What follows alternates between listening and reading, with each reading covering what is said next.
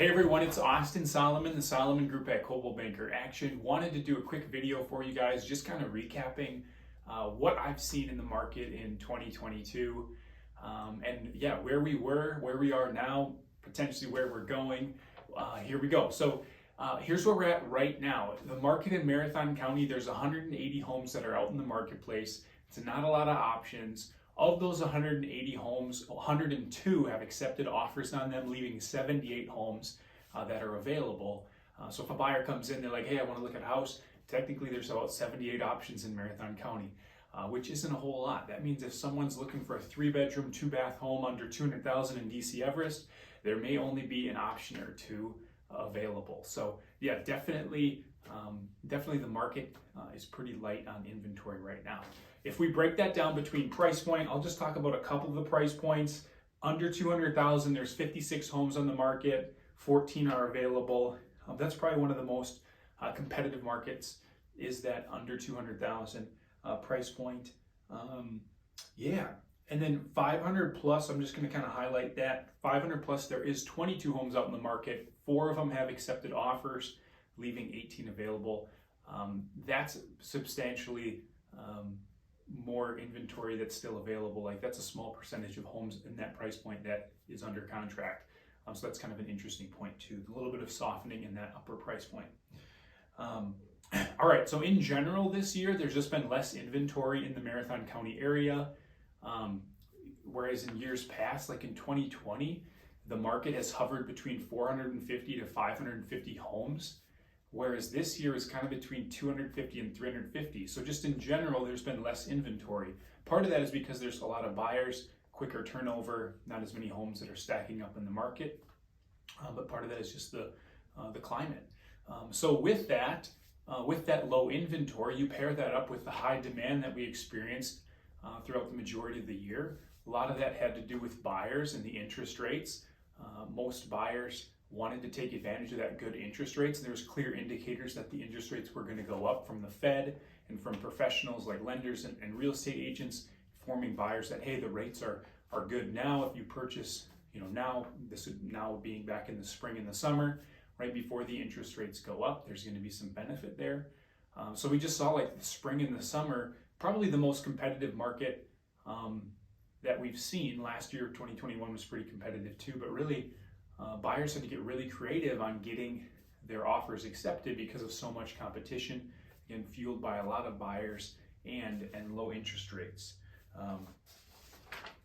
Yeah, I would say that really the market started to slow down in September. So whereas maybe in the peak of the market, a highly desirable home would probably, let's say it had 5 to 10 offers, that same house in September, maybe like 1 to 3 offers, maybe like your 2 to 5 offers, right? So things started to kind of slow down a little bit in the September months.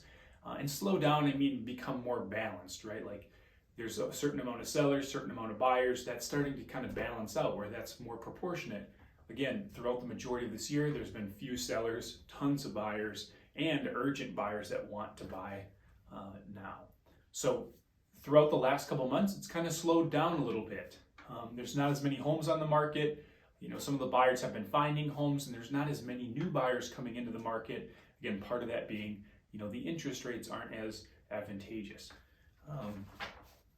Yeah, I would say that throughout the year, in the beginning of the year, it seemed like the magic ticket for buyers was offering 10 to 30,000 over asking price, waiving an inspection, and offering some kind of appraisal gap coverage. That's kind of what it took to get your offer accepted in the spring of the year and into the summer. But right now, that's kind of changed. Maybe only an offer at asking price with an inspection that may be good enough to get into a house, which is, for buyers, is great. On some of the more competitive homes, you still may have to offer over the asking price, but maybe you could keep that home inspection and just offer 10 to 15 over if there's a couple offers in, and still lock down the home. So the amount of things that buyers have needed to do to get into a house has gone, like, they don't have to write as gutsy or as crazy of an offer to get it accepted in this market. So yeah, I would say, as far as the pricing goes, that's another question that I get asked a lot, like, hey, what's going on with the pricing? Again, we probably saw pricing peak in the summer, It hasn't really gone down that much. Obviously, like per house specific, like if a homeowner in the summer put their house on the market and it went 30,000 over asking price, it's probably not duplicatable now for that same house to sell at that price, right? But like in general, the prices really haven't come down a ton right now. Now, granted, buyers don't have to sometimes, like, you know, again, house specific, some of the most desirable homes, maybe they don't have to pay as much as what it would have sold for in the summer. But in general, there hasn't been just a huge drop in pricing. And a lot of that is because there's still buyers that are out there and the inventory is still so low. That's probably the biggest thing that's keeping prices stable, is that there's just not a lot of options out there. You have a low inventory, you still have some demand, you know, it makes for a decent market. So sellers are still doing fairly well. Are they getting those crazy offers that they did in the summer? No, but they're still able to sell their home for a good price. And I think that's important, you know, for them. And on the buying side, it's becoming a little bit more balanced, not having to offer quite as crazy of prices and terms to get their offer accepted. So you see the market kind of stabilizing right now, which is good. And I would see that's what we're probably going to see more of next year, more of a kind of that stable market where, you know, it's not going to be as competitive for buyers. Maybe sellers aren't going to be as fortunate as they have, maybe slight drops in prices, but more of kind of that balanced, you know, that balanced market. I don't see a huge drop coming or, you know, or anything like that. So yeah, I'm optimistic for what the market would look like next year for both, you know, for buyers or sellers being a little bit more, you know, balanced.